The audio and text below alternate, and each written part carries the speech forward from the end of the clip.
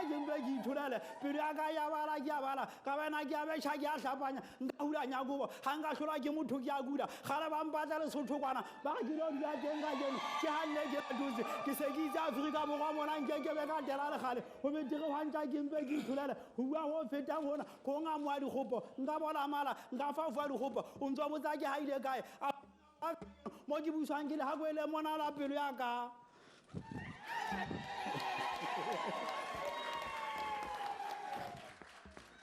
Thank you. Before we sit, I would like us to observe a moment of silence and meditation. Today, this moment of silence, it is in the form of a prayer and also in honor of traditional leaders that have passed on during this term, and also one of our own, a resident in Bongi, Ubaba Unojozi, that passed on, that has always made this event very colorful. May you observe a moment of silence.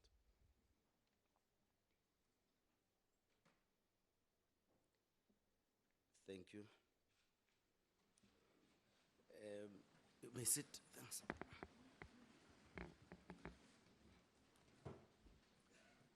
Let me take this opportunity and allow our media and photographers to have 2 minutes and take photos. After 2 minutes, and then I would stop you, so you are allowed to come and take your pictures, people from the media.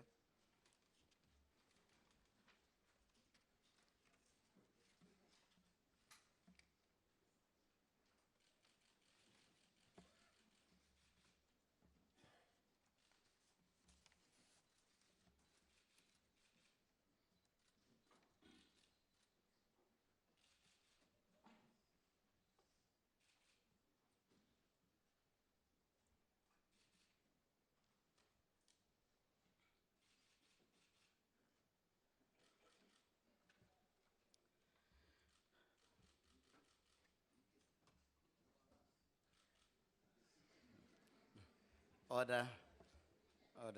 Thank you so much, our media friends.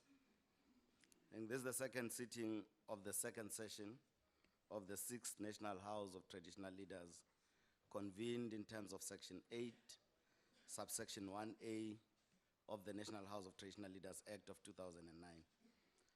That is Act number 22 of 2009, which states that, I quote, "The president or a person designated by him or her must address the annual official opening of the House. This sitting is therefore convened for that purpose only and nothing else." I also have a duty to welcome our guests and also to acknowledge people that have respected us, Honorable President, and that has respected you, in fact, because you have called this day. And we're excited that we have the biggest number of attendance by our kings. Your Majesties, you are welcome, and we feel so honored that you are here. We have about 9 kings that are present today. So I would like to acknowledge all of them. Nkosi Matanzima, Ndabezitha, Bayet. We have Bokosi Kulu, Botoni Mpepu, that is present amongst us. Ndabezitha. We have Inkosi, or the acting King Yamahahabe, Umama Unoloisu, who's in Ndabezitha. We have Inkosi Ingwenyama, Yamampondo Asenyandeni. We have our king as well from the Free State, Morene Moholo Mota. We also have Morene Moholo Mupedi from the Free State as well.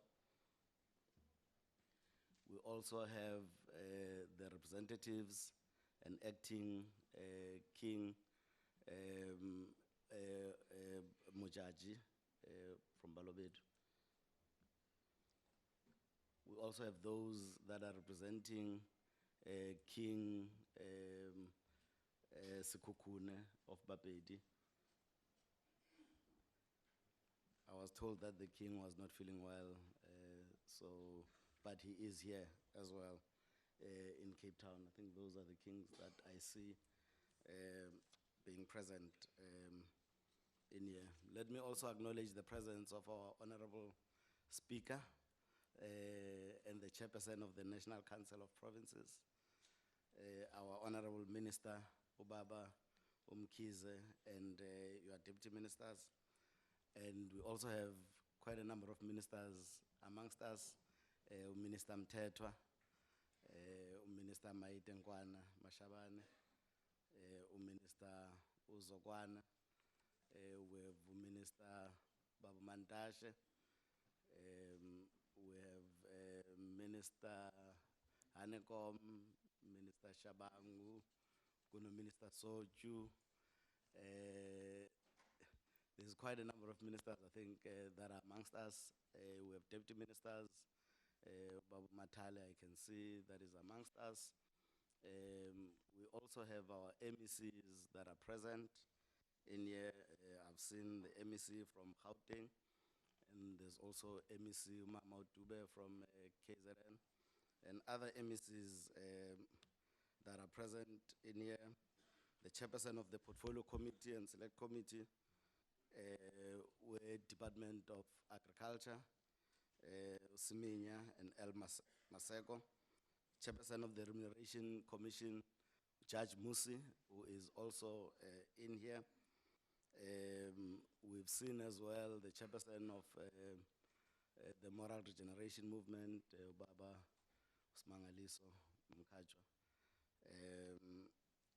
We've seen as well our traditional leaders from the SADC region that are here, the chairperson of Botswana House of Chiefs, Khosi Gaborone, who is in here.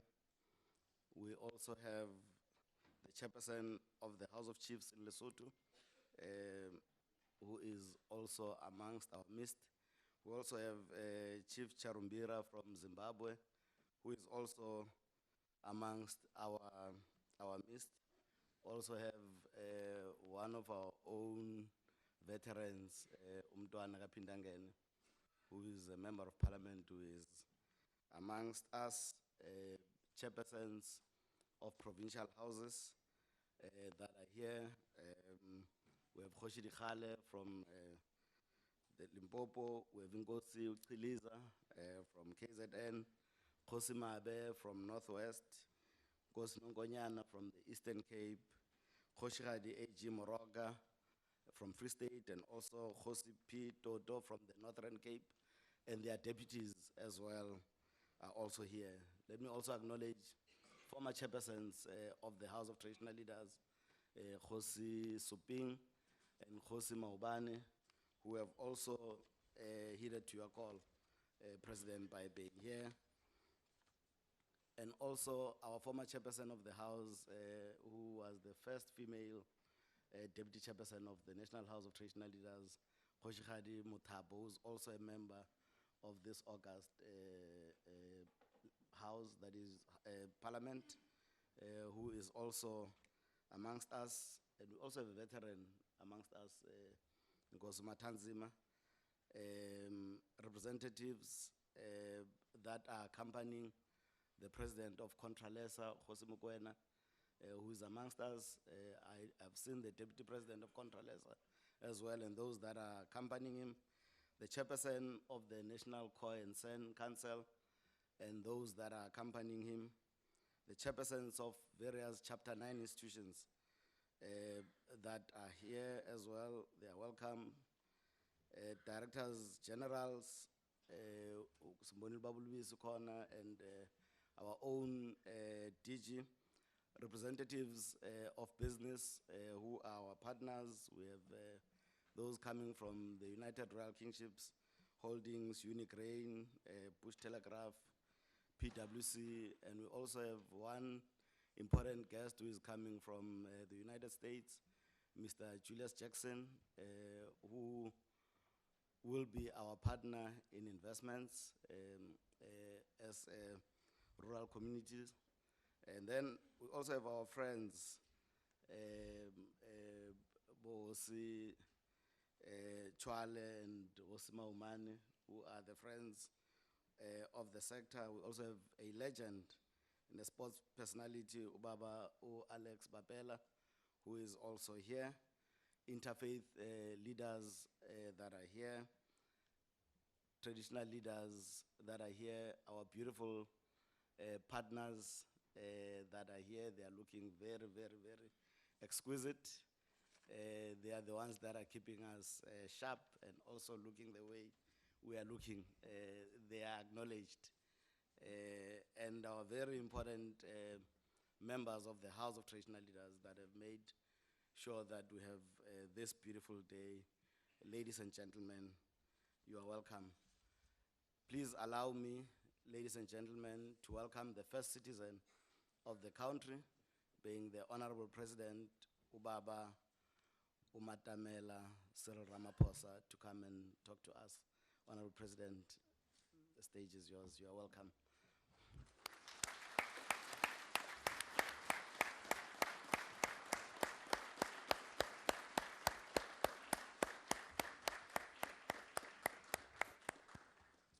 Thank you.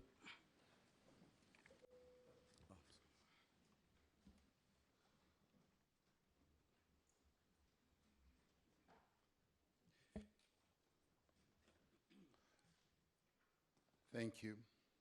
Chairperson of the National House of Traditional Leaders, Nkosi Mahlangu Nzunza, Your Majesties, Kings and Queens of our people, Chairperson of the National Council of Provinces, Ms. Thandi Modise, Speaker of the National Assembly, Ms. Balega Mbete, our friends from SADC countries, as in Botswana, Lesotho, as well as Zimbabwe. Minister of Cooperative Governance and Traditional Affairs, Dr. Zwelini Mkhize, and other ministers here present, Deputy Minister Obert Bapela and Deputy Minister Andries Nel, as well as other deputy ministers who are also present with us here. Members of the portfolio and select committees, Deputy Chairperson of the National House of Traditional Leaders, Nkosi Mhlauli, MECs who have also joined us from our various provinces, former chairpersons of the National House of Traditional Leaders, Khosi Suping and Khosi Maubani, chairpersons and deputy chairpersons of the provisional houses of traditional leaders and all traditional leaders present, and chairperson of the IEC, Commissioner Glenn Mashinini, president of Contralesa Khoshi Mokoena, and chairperson of the National Khoi-San Council, Mr. Cecil Lefleur, and leaders of the political parties of our people, directors general and heads of department, delegates, and fellow South Africans. It is for me indeed a great honor and a privilege to once again have this opportunity to address the annual opening of the National House of Traditional Leaders. It is so because this institution of traditional leadership in our country stretches into antiquity, deep into the history not only of our country, but the history of our people, their very existence. Because it represents an unbreakable bond between our people's past as well as their present. It is a living reminder of who we are as a people and where we come from. It is also a reminder of our traditions, the traditions that sustain us, but more importantly, it is a reminder of the values that guide us. Traditional leadership, however, not only represents a link to our past, it is also an essential part of our future. Our Constitution, which brought about an end to the decades of apartheid and centuries of colonial occupation, and may I add, the humiliation of our leaders and of our people. This Constitution recognizes the institution of traditional leadership, but it also acknowledges the status and the role that traditional leaders have in a democratic society. It envisages traditional leadership as an essential part of a South African nation that is united in its diversity. It sees traditional leadership as an instrument of development and progress dedicated to improving the lives of the people of this great nation. In the State of the Nation address on 7th February, we identified 5 key tasks that should underpin everything that we do this year. These are tasks in which traditional leaders have a critical role to play and in which individually and through the various houses of traditional leadership they are already actively involved in. Our first task, naturally, is to accelerate inclusive economic growth and create jobs. I was particularly pleased when we were in the holding room, Chairperson, when you said, last year I threw a challenge at the traditional leaders of our country and implored you all to focus on the task of generating economic growth in the areas where you have responsibility for. The most direct way out of poverty for our people is through employment and other productive economic activities such as small and medium enterprises, as well as exploiting the agricultural wealth that our country has. It is clear that we cannot create employment without a growing economy and far greater levels of investment. It was with the clear intention of increasing levels of investment in mind that we embarked on an ambitious investment drive last year to raise $100 billion, translating to something like 1.2 trillion rand in new investment over the next 5 years. Following the success of the inaugural South African Investment Conference in October last year, we are preparing to host another one later this year. In preparation for that conference, we will be focusing our efforts on those industries and those investors that will add the greatest value to our economy. Among these areas where we want to see greater focus is on investment in the rural economy, particularly in agriculture and agro-processing, as well as mining, tourism, and infrastructure. While investment is often drawn towards the more developed parts of our country, which is the urban centers, there is great unleashed potential and unrealized potential in the rural areas of our country. We're working with several investors, both local as well as international, to identify and explore opportunities in the rural areas of our country. And it is for this reason that in designating special economic zones, we have sought to include areas that are outside the main urban centers, areas such as Maluti Apofong and Musina Makado special economic zones. I am sure that you are aware that rural economic development features of our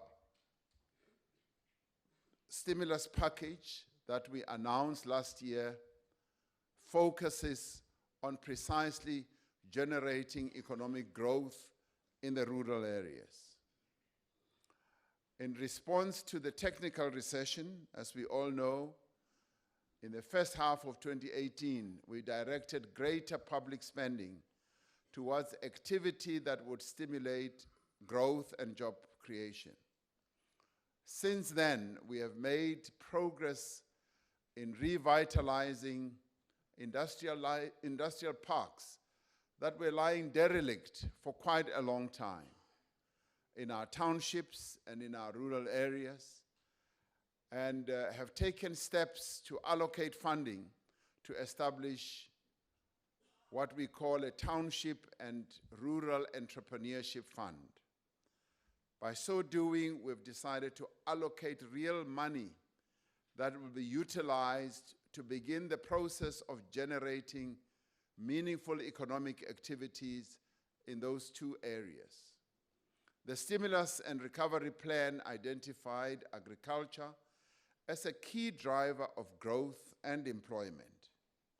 And may I add that what is pleasing is that this is a sector that, as we travel around our own African continent, many countries are focusing much more acutely on agriculture as a growth industry, which also creates a lot of jobs. Funds were therefore reprioritized from our budget towards a package of support measures for Black commercial farmers to increase their entry into food value chains through access to agriculture like abattoirs and feedlots. A significant portion of the funding will go towards export-oriented crops that are highly labor-intensive.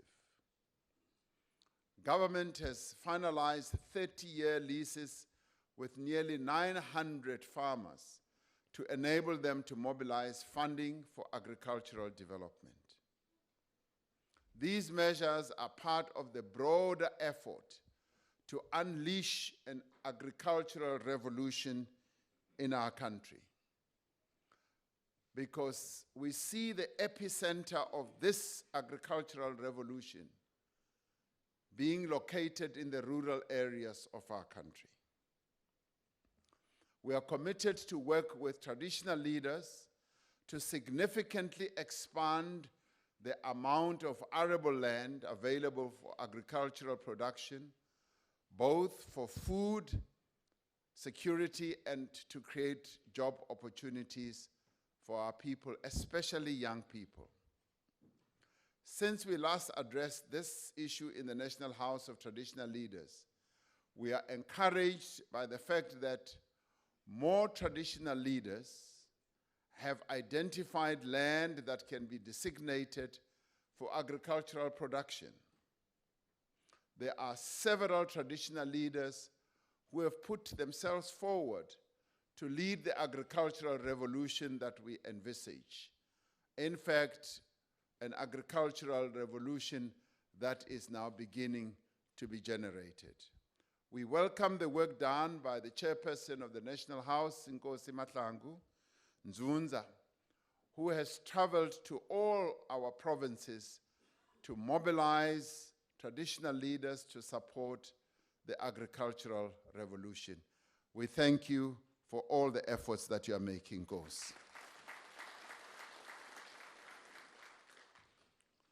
Traditional leaders were amongst the many stakeholders that participated in the work of the Constitutional Review Committee on the issue of the expropriation of land without compensation. Their contribution in more ways than one enriched the debate and provided valuable perspectives that helped to inform the report of the committee that has now been submitted to the National Assembly. The National House, together with provincial houses, have been part of the stakeholders engaged by the Presidential Advisory Panel on Land that I appointed last year. We consider further engagement with the advisory panel necessary for the development of a comprehensive program of accelerated land reform that gives effect to the Freedom Charter's injunction that the land shall be shared among those who work it.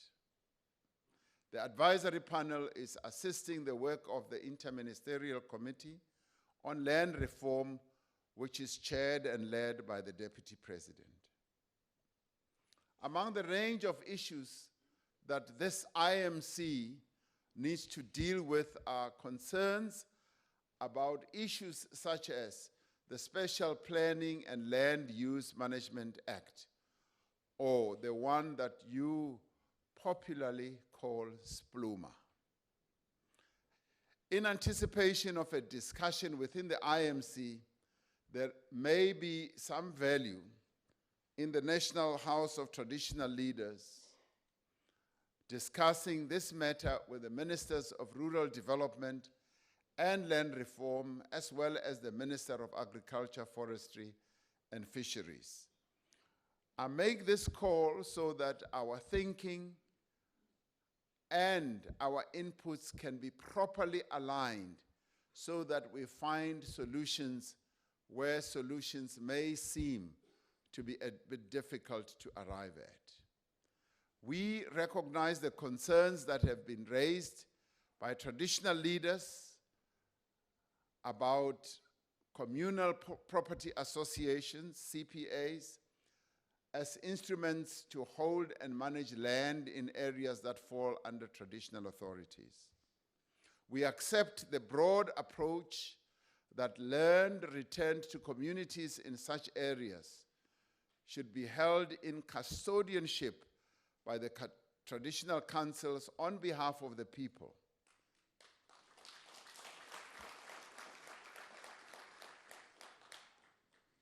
As we do this, we should make sure that we balance this against what is set out in our Constitution with regard to the constitutional right that individuals have.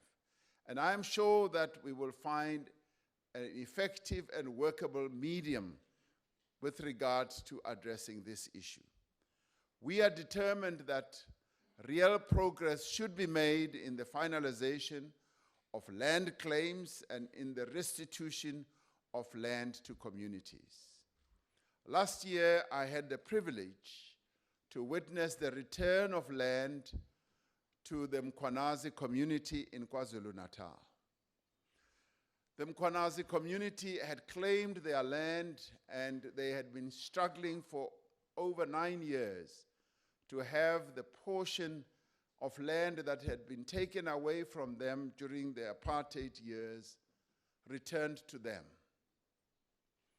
And they made this request to us to address this matter, and we were able to address it within a period of 6 months, and their land was finally returned to them to great joy and acclamation amongst our people in the KwaZulu area who are the Mkhwanazi community. This is an example of what can be achieved when all government departments involved work closely with traditional authorities, with communities and other stakeholders to remove obstacles to implementation. And some of the obstacles were simple things such as trying to find ways of dealing with the title deeds, ensuring that the title deed regime is properly aligned to what we intended to do to hand over the land to the Mkhwanazi community.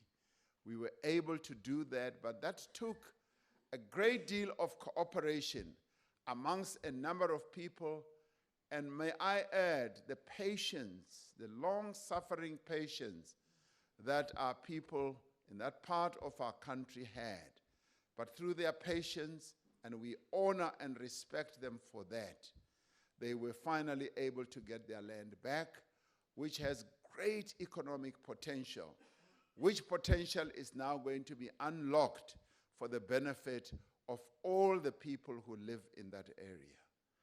And in return, they said, President, here is a cow that we are giving you. And I said, I want this cow to be brought up in the community. One day I want to return and find that there is a herd of many cows that will be distributed to all community members. That, to me, was great progress. This approach could provide a model for how we approach the resolution of the various land claims in our country, but more particularly, how we can use land reform to reverse the historical economic deprivation of our communities by creating employment opportunities and developing infrastructure. An integral part of this project is the provision of post-settlement support, which enables beneficiaries to derive real benefit from the land. The first part of it was the governance part, how the land that is to be returned is going to be governed, regulated, managed, and operated. The community had found a very effective way of getting community leaders, traditional leaders, all of them involved in the governance structure. Beyond that, they were able to demonstrate that they have a very clear, forward-looking economic model that could be utilized to ensure that there is good economic activity. And through that, they were then able, without any fear, without any trepidation, to invite other partners, including the former landowners who had benefited from the land that had been taken away from them, to work with them as partners, with them paying the rental, and for the trees paying the stumpage that they would get from harvesting the trees, and also ensuring that there's a really good agricultural production that would come from that area.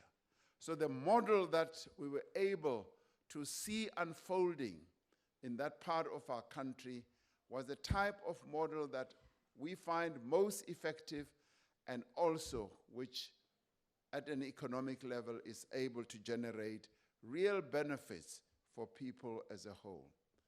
This is an area in which the support of traditional leaders is most crucial. And as this started unfolding, it became a lot easier for government to become party to this and to leverage other benefits and make sure that the support that government was able to give was support that would add on to the other assistance packages that were being made available by other partners. Your Majesties and Chairperson of the House of Traditional Leaders, another industry which has great potential to uplift the standard of living of our people in rural areas is mining. We see mining as a sunrise industry, an industry where we can eke out the wealth that is beneath the soil of our country to the benefit of our people. Since the earliest days of mining in South Africa, this industry has done a great deal of harm to our rural areas and our rural communities. The need for cheap labor on the mines hastened the dispossession of the land of the African people and reduced many of our traditional areas just to being areas that sent labor to the mining areas without them benefiting anything in return. Mines also caused much social and environmental damage in the areas they were located.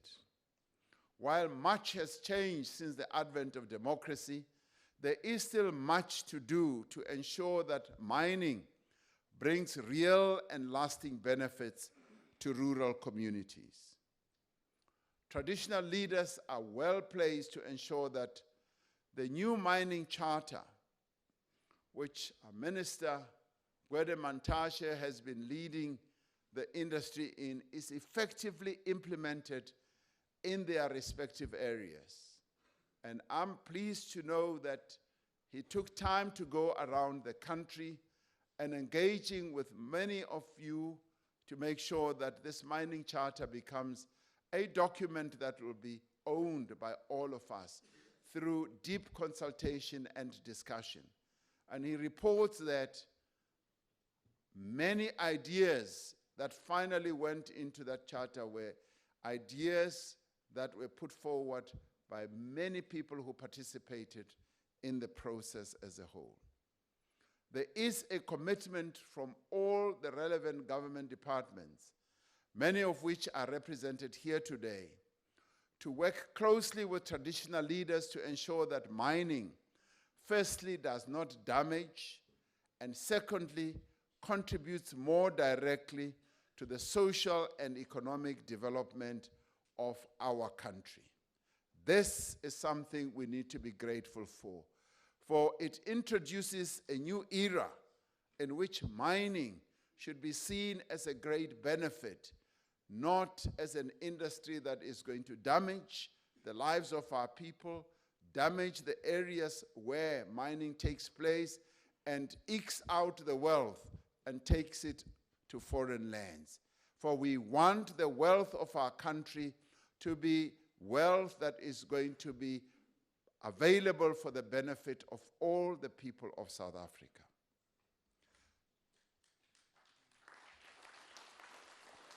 Now, through mining, we must create also another cohort of people, a woman-centered economic empowerment model that advances the economic status of women. Mining traditionally has always been seen as an industry just for men. And we are saying, in this new period, we want mining to be seen as an empowerment tool for women of our country, and it must be a woman-centered type of industry as well. Issues around mining licenses, environmental impact assessments, water use licenses, surface lease agreements, social and labor plans, and transformation must be enforced to the benefit of communities in which mining operations take place. We salute those traditional leaders who are calling for investment in their respective rural areas through targeted investment opportunities in agriculture, the oceans economy, infrastructure, as well as various other human settlements.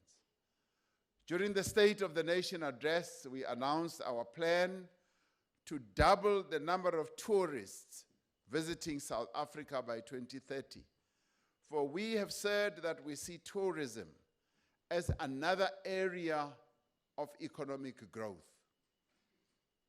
This is an industry that has great potential for job creation and enterprise development, both directly and indirectly through food, construction, transport, retail, and other creative and cultural industries.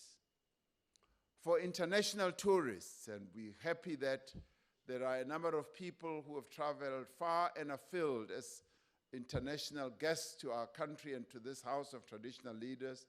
For them, we welcome them with open arms, and we want to create an industry that will be so attractive for them to come in their hundreds and thousands, ensuring that as they come, they bring their wallets with them filled with dollars and euros and all the money that they can bring to our country. Because we want to be saying to them, rural South Africa presents abundant attractions that cannot be matched anywhere else in the world. And when we say South Africa is the most beautiful country in the world, we mean it for sure. And as they come here, we have the great opportunity of making them see that South Africa indeed was God's greatest creation in creating a country, and He has given us this beautiful, most beautiful country. We want them to come here. Now, as we work to make it easier for international visitors to travel to South Africa, we will work more closely with traditional leaders, rural communities, and municipalities on tourism destination planning. This means ensuring that we develop sites of great tourism potential and are well equipped to welcome visitors. We shall pay particular attention to heritage sites that are in areas that are under the control of traditional leaders, as these have great potential for tourism. I had the privilege of meeting many traditional leaders in the Vembe district of the Limpopo province over the weekend, and this is one issue that they raised more sharply and directly. And they had come from as far afield as Polokwane, from Guyana, and from Thohoyandou, and they said, we have tourism heritage sites, and we would like support from government that we should develop those tourist sites.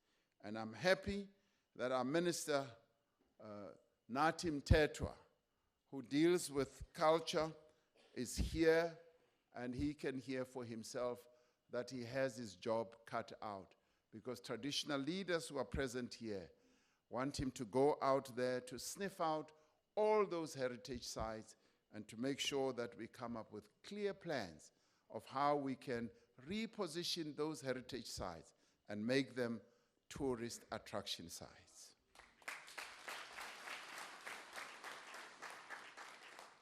Now, the Department of Arts and Culture and Tourism stand ready to work with traditional authorities to have these sites, as I was saying, identified and brought to economic life. We agree that tourism projects in rural communities should form part of the investment books that we are developing to present to potential investors. As we welcomed those who attended the investment conference last year, we presented them with a national investment book. But we soon realized that some of them were also interested in provincial and more localized investment books.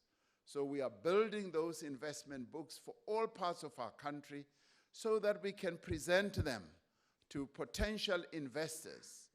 And we would like our traditional leaders to continue working with us in this regard. Now, in addition to its enterprise development and transformation program, the Department of Tourism is looking at funding opportunities for cultural tourism. The second task that we identified in the State of the Nation address is to improve the education system and develop the skills that we need now and into the future. This is as much a priority for people who are living in areas under traditional authorities as it is for the rest of our country. Education is the key to development and prosperity, and it is essential that no child, repeat, no child in our country should ever be left behind when it comes to education.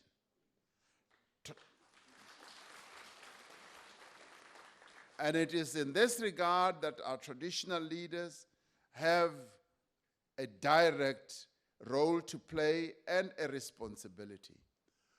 We're looking to traditional leaders to assist in the huge task of achieving universal enrollment in early childhood development in ECD centers, which is particularly challenging in rural areas. And we are saying gone must be the days of the past where children grow up and they are then seen as young children who must go and herd the cattle, the sheep, and the goats. Children belong in early childhood development centers, they belong in schools, and we would like our traditional leaders to focus on this so that we can build a winning nation of the future. We need to work together to find innovative ways to overcome problems of distance and the lack of infrastructure and suitably qualified personnel. Now, distance from centers of learning clearly is a big challenge in the rural areas, and we want to have this addressed. It pains many of us in the leadership where we see young children traveling kilometers and kilometers to go to school, crossing flooded rivers, and having great difficulty in getting to schools.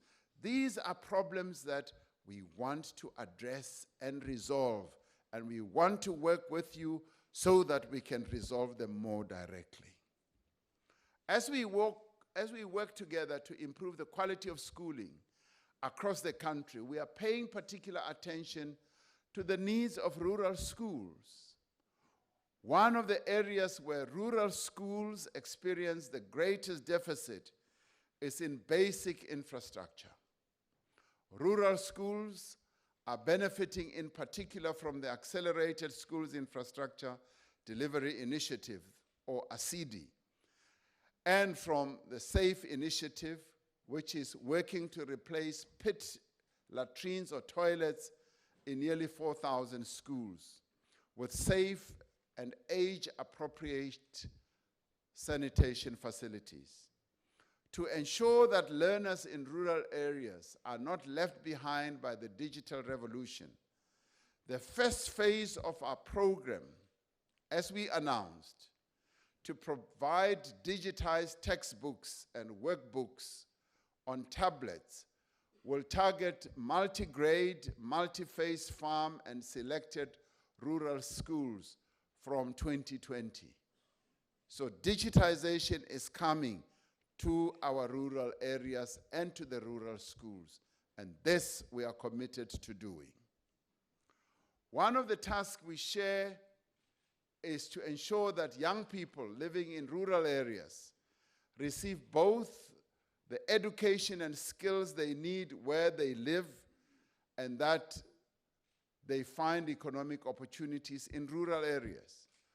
While we improve the quality and accessibility of schooling in the rural areas, we are also investing resources and effort in developing TVET colleges into sites of technical and vocational training excellence.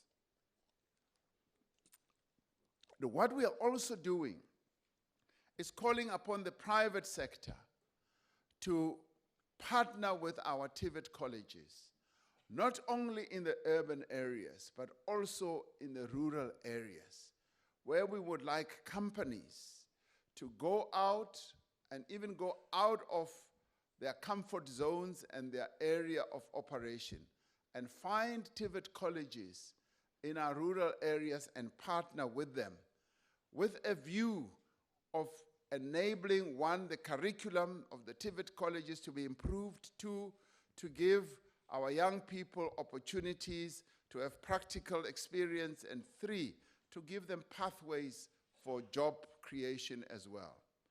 This we want to do because TVET colleges have a greater reach into rural areas than universities.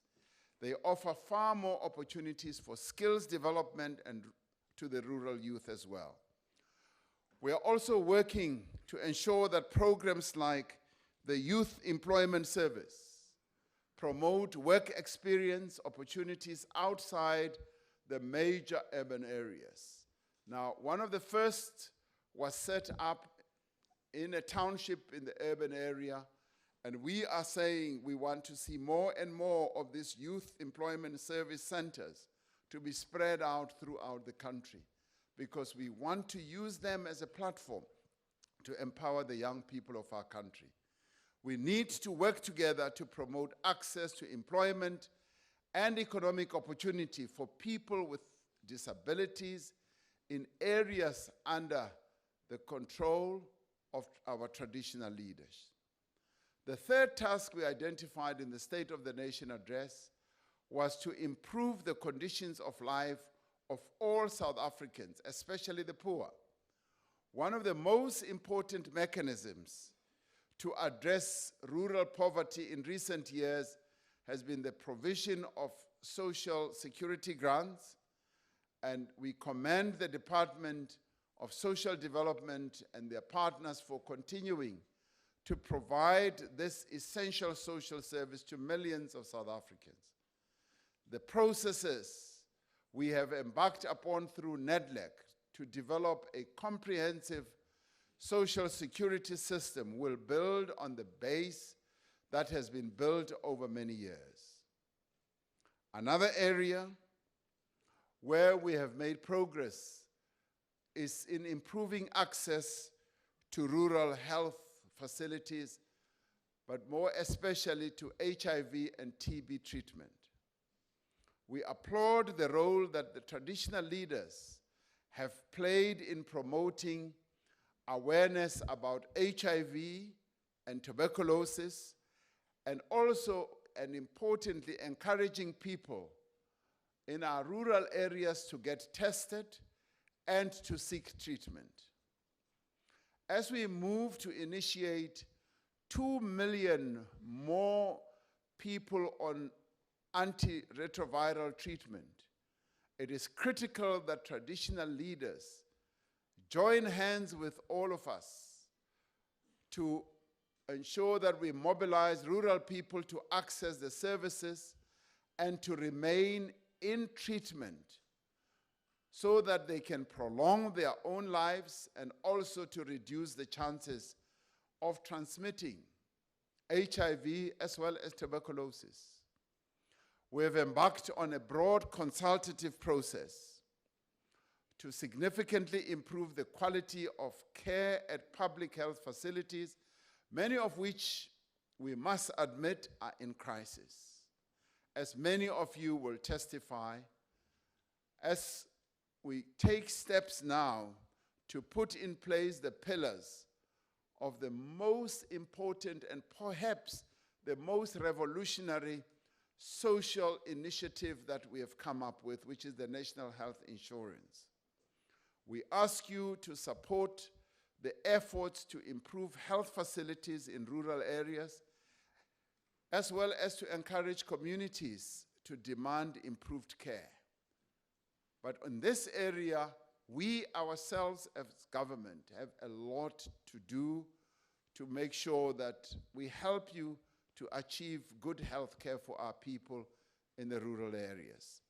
And where we falter, we want to encourage you to nudge us, to raise the issues with us, so that we never have an area in our country which has poor or failing healthcare treatment or facilities. The National Health Insurance aims to ensure all South Africans have access to quality healthcare. We also applaud the role of traditional leaders in that they've been playing a forward-looking role in confronting gender-based violence. The National House of Traditional Leaders is a critical partner to government on issues of femicide, violence that is perpetrated against the LGBTQI+ community, the elderly, and the vulnerable groups in society.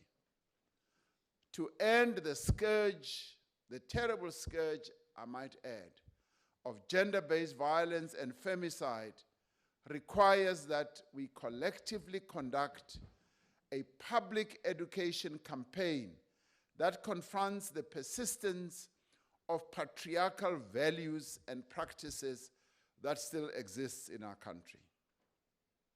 We need your support in this regard.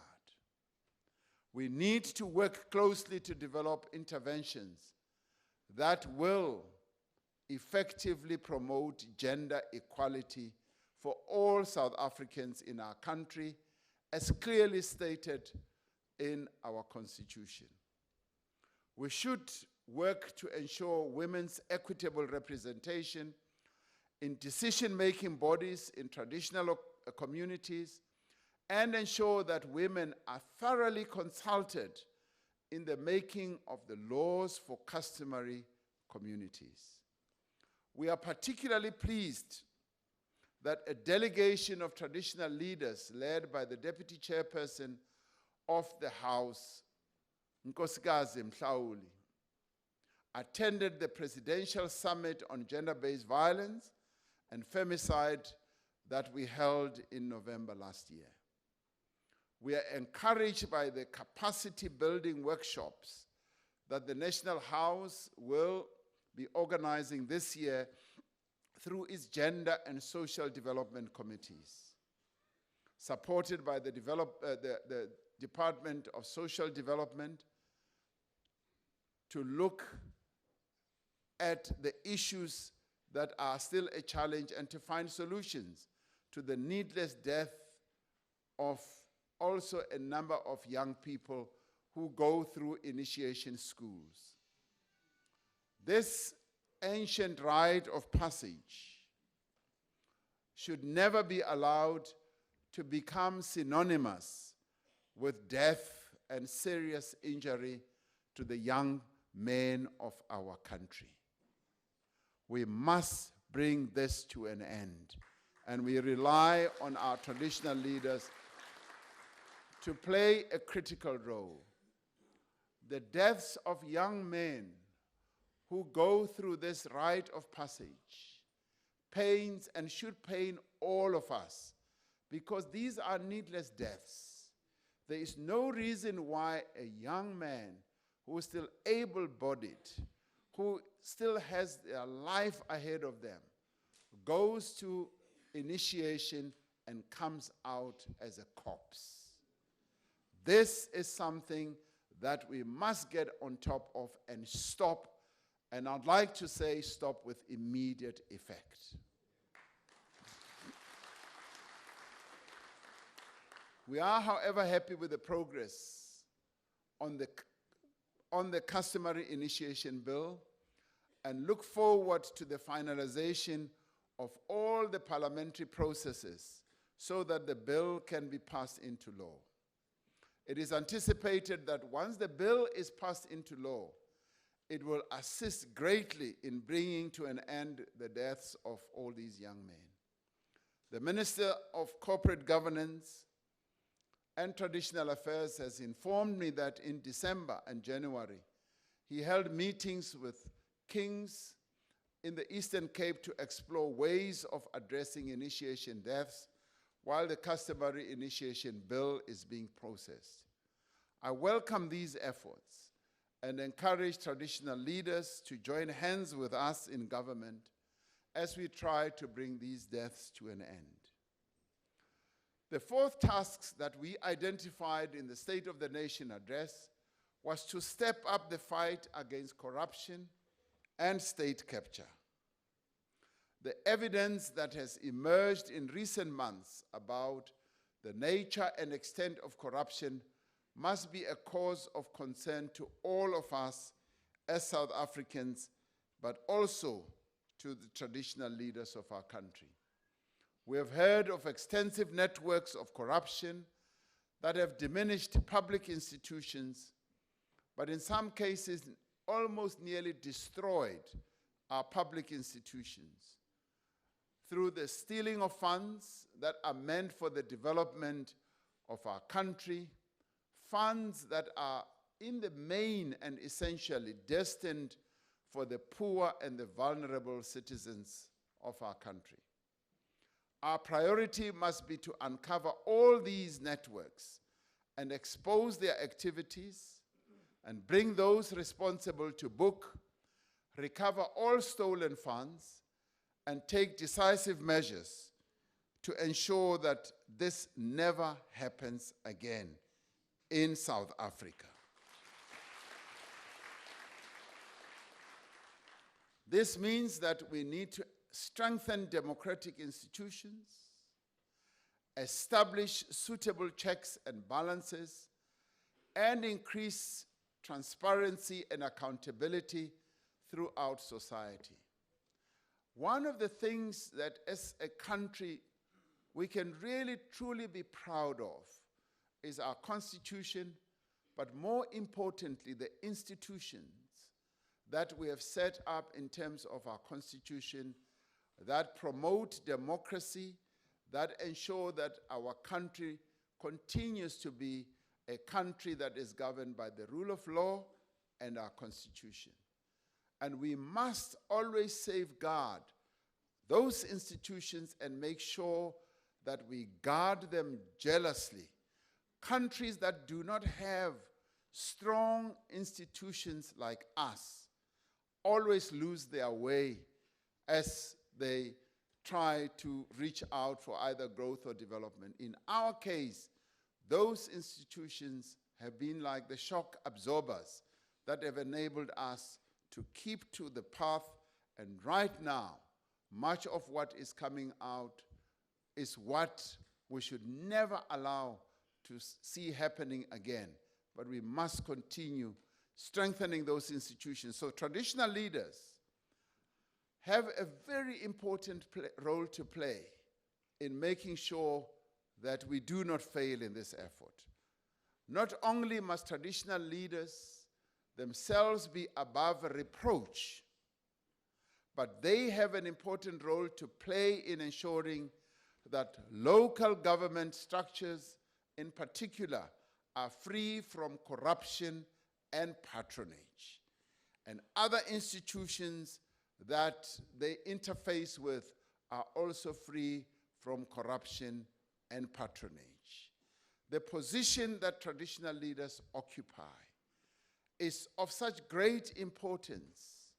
It is a highly placed role, and the positions are positions of great respect and honor, and it is on your shoulders that rests the issue of the integrity of our country, making sure that we rid our country of incidents of corruption and malfeasance.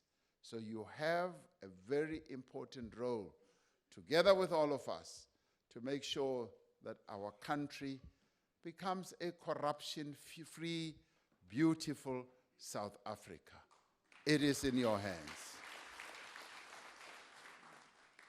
As we step up the fight against corruption, as we restore the integrity of our institutions, it is essential that we restore the moral fiber of our societies. And you as traditional leaders are the reciprocity of the best in regard to morality and good behavior. We look to traditional leaders to be at the forefront of the effort to inculcate a sense of moral responsibility, cohesion, and accountability across society.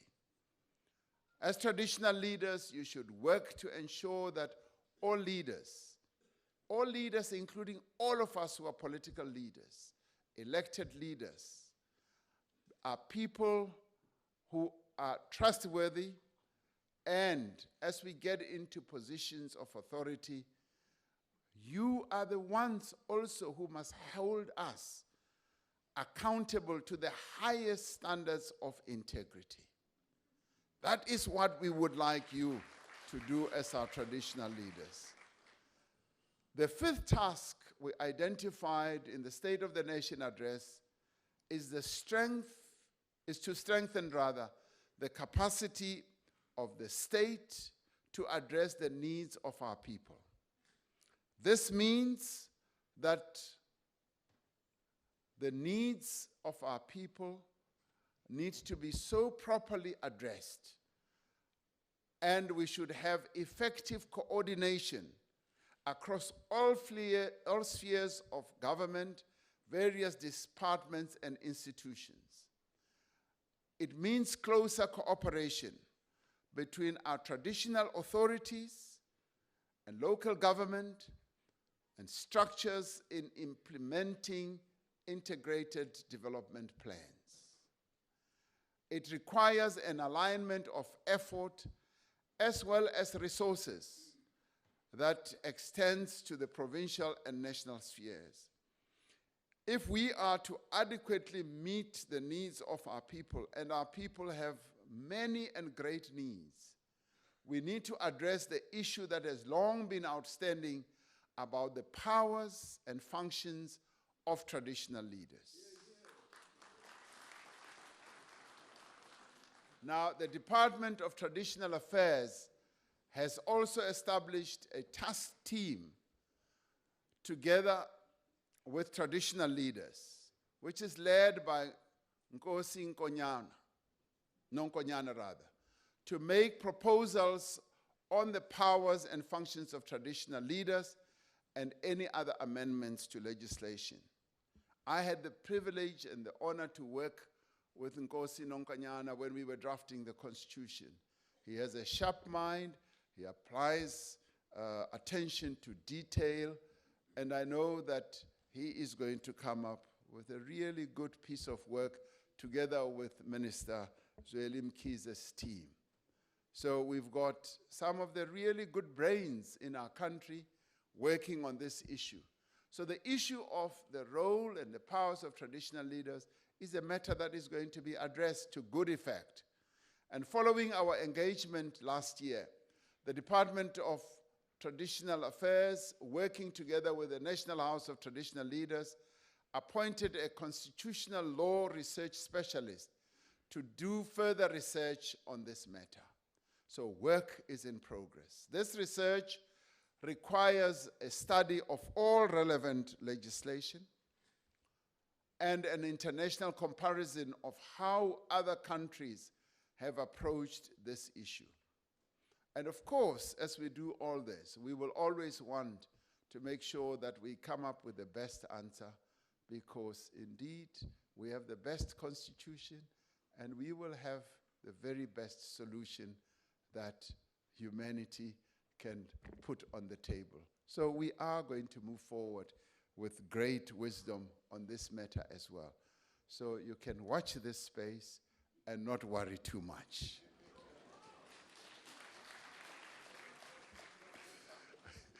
This process should address the issue raised by Prince Buthelezi during the debate on the State of the Nation address last week around a legal framework for the cooperation between government and traditional leaders, and Section 81 of the Municipal Structures Act.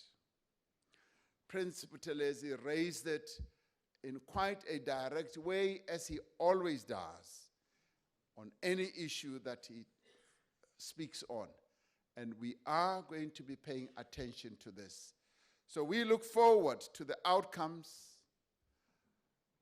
of this work, which greatly assists in reaching agreement and finality on an issue that is important, not only, by the way, for traditional leaders and traditional communities, but for all of us as South Africans.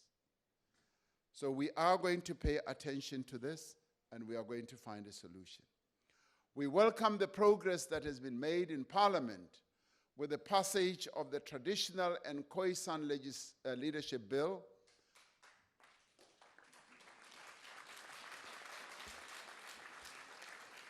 Now, this for us has been an important development because it has been placed on the order paper of the National Assembly, and this matter is now going also to be resolved. This is historic. It is a historic piece of legislation which will, for the first time, give statutory recognition to the Khoi-San in our country.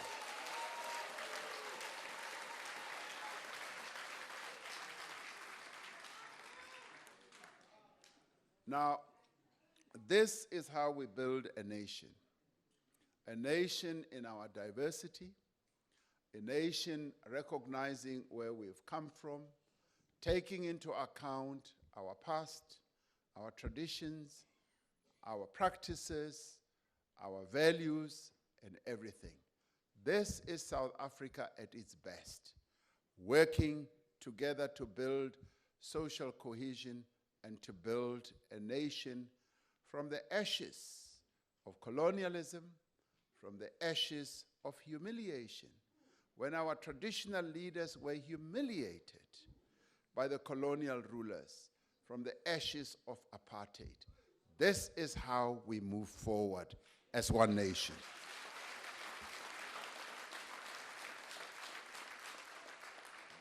Now, more directly, this is a development that is long overdue and is an essential step in restoring the dignity and recognizing the traditions and cultures of one of South Africa's indigenous groups.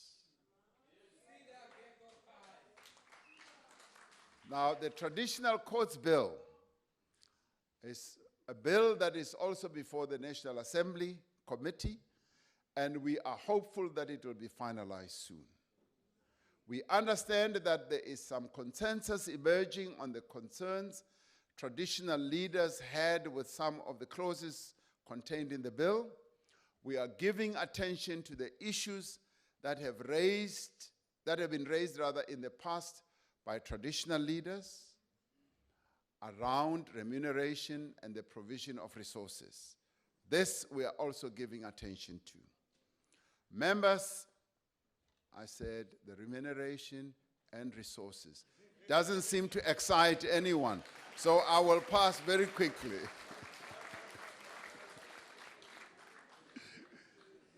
Members here are not interested in that, and I'm happy, so we can pass very quickly. Members may be aware of the task team that has been set up with officials from the Department of Traditional Affairs, the National House, the Independent Commission on the Remuneration of Public Office Bearers, and the Presidency to consider matters relating to remuneration. And a consultation on this matter is currently taking place on a draft handbook that will assist in standardizing the provision of administrative as well as related resources to traditional leaders across our various provinces. As we attend to this issue, we are guided by the precepts of our democratic constitution, by the needs and interests of the South African people, and by the essential role that traditional leadership plays in building a cohesive society, taking into account also the constraints of our fiscus. We welcome the progress that is being made in the implementation of the Program of Action on Traditional Affairs Matters, which was one of the most important outcomes of the traditional leadership in Durban that I had a privilege to address, which was held in 2017. A number of committees and task teams have been established to conduct research, to draft proposals, and where appropriate to coordinate implementation. Among issues that are being dealt with by the task teams is to ascertain the amount of land under the jurisdictional areas of traditional leaders, to explore the establishment of a land commission, to convene a leaders as well as a land summit for traditional leaders, and advance an agrarian revolution. In just 3 months' time, on the 8th of May, South Africans will go to the polls in national and provincial elections. We urge the traditional leaders of our country to continue to encourage all South Africans who are eligible voters to register and to participate in these elections. We call on traditional leaders to actively promote free and fair campaigning and to ensure that all voters are able and given the opportunity to participate in this democratic elections so that they can exercise their own democratic right. Allow me to conclude by thanking the leadership of the National House of Traditional Leadership with regard to the manner in which we have functioned together, particularly for the exemplary leadership you continue to provide to society. As government, we appreciate the strong working relationship we have developed to address those issues that most affect our people. The institution of traditional leadership is an integral part of our nation's past, but it is also a very much of an integral part of its current, present, and its future. It continues to be a beacon of hope for millions of South Africans, and it is also a powerful instrument to assist in the transformation of the lives of the people in our country who live in rural areas. Let us work together to ensure that all our people are able, in the end, to equally benefit from the achievements of democracy and the promise of freedom that our Constitution ensures them. Traditional leaders are key in playing the role of ensuring that we perfect the freedom that we won on the 27th of April in 1994. As our people go to the polls, we expect our traditional leaders to encourage us to move to a higher level of democracy. And with that, I thank you, and we honor you for allowing us to be present amongst yourselves and to address this House. Thank you very much.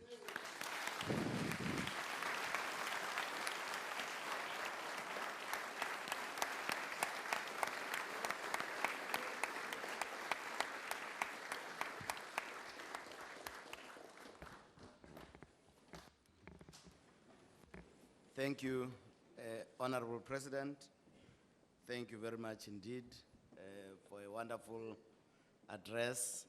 I can see Umntwana Kapindangene is very excited, and so are we. So on that note, Honorable President, I think I would also want to acknowledge one or two members that I may have skipped during my acknowledgements. Minister Zulu, Minister of Small Business, MEC Khasa, and we also have a king from Ivory Coast, King Z, who is also amongst us. You are acknowledged, King Z. Then we also have one of our most important partners in this agrarian revolution, being the National Lotteries. We have signed an MOU with them. We've agreed that we'll change the lives of communities together with them as the House. So they are also here.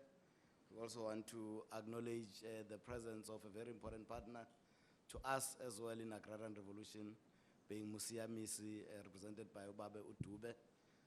You acknowledged, Baba, and also Salga, a very important partner of us, that is also in our midst.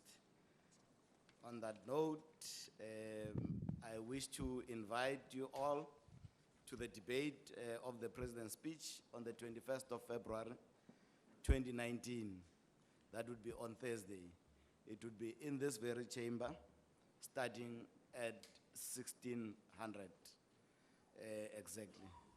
So please, you must please be seated at 3:30 on that day of the debate that the President has identified as a date that would be engaging robustly with the President on the speech that he gave today.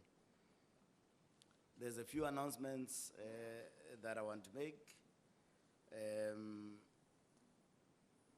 You will all be invited to lunch. Our ushers will assist you in that regard.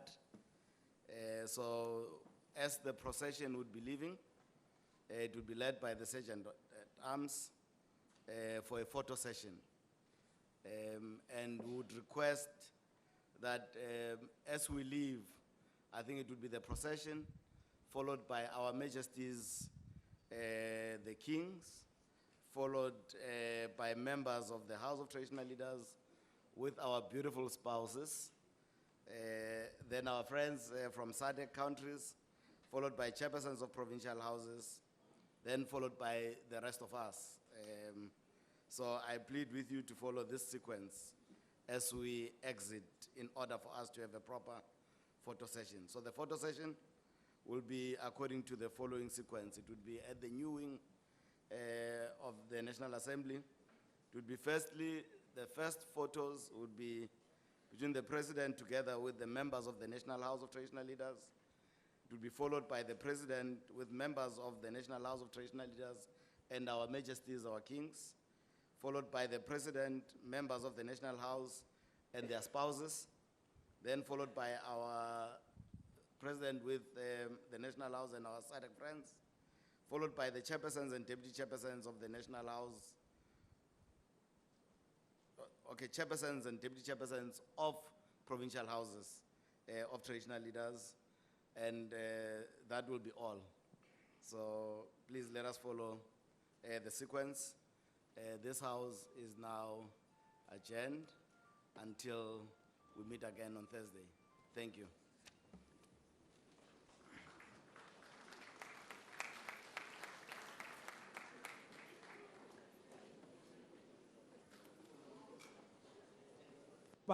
Ka mehla ke hlolang ke bolela ntate Ramaphosa wa monna le mogapele a sa dutse fatshe hobane ha ema ha sana bogapelo mohlana ba ngatswala ngwane wa motho hana basadi bo mme ba ne ba tshaba mohlatswa hana ntate mola ya re montshetseng ka ntle ngwane wa motho ke mohlapula go no bong ho na wa madopo hana yana jwale le bile le benya thola le ga janje go uetse ho ba ngwane wa motho ile le tatampelane ile nthwana yempana di magikila a bile le mobe a le magene fana me ha be ne ga bolawe a go rona bolaisa batho ba ba tona hana ba bolaisa pelo ga yeno hana ngwane wa motho ke mo gata ya le modimo ke be tshile ke tlhapantse ntate Ramaphosa wa monna pelo ha o ya nyaka ke magetse ha be o go tse na o mbetse ke mpe ke a tlame tse munyaka ho ba ke motho ba bana go monga tupunga selata moshaga a shwele siri kwa dikwetsa bana ba basotho go be dire wa ntja ke mpe ke ithulele na ya tla mona ta dila ka la bokgelekele ya tla hana ya duma ya tsamaya ganyaka la lokolo ka tla le faletse madi wa matso a ile swa vuame le sa tla ba go jale jwa vuama di tswa di a bere bolele no a metsi yena ya tla